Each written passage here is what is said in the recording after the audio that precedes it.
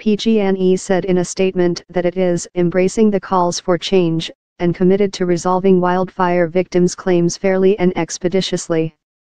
Newsom's report calls for shifting liability for wildfire damage to a fault-based system. The current system, known as inverse condemnation, exposes the state's utilities to liabilities from wildfires regardless of their negligence, as long as their equipment is involved.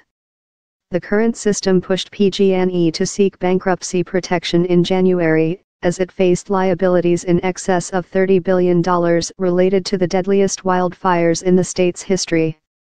Spread the costs. The governor's report proposed creating two funds to help utilities pay for wildfire damage claims and spread the cost more widely among stakeholders. Another large utility, Southern California Edison Co., said in a statement that it is encouraged by the broad scope of Newsom's report, which reflects the need to address wildfire liability and regulatory reform. Shares of Edison International, the parent company of Southern California Edison, rose 7.2%.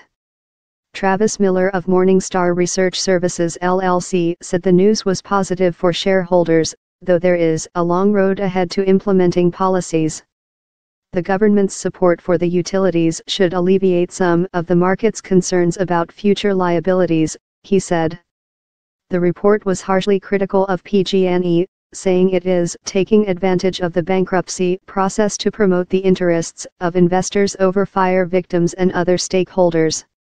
The state will monitor and intervene in the bankruptcy proceedings to protect California's interests, it said.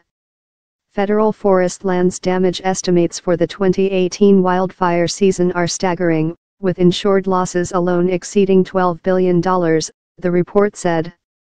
The current system for allocating costs associated with catastrophic wildfires, often caused by utility infrastructure, but exacerbated by drought, climate change, land use policies, and a lack of forest management, is untenable both for utility customers and for our economy, the report said. It calls on the federal government to better manage its forests, as the owner of 57% of California's forest lands.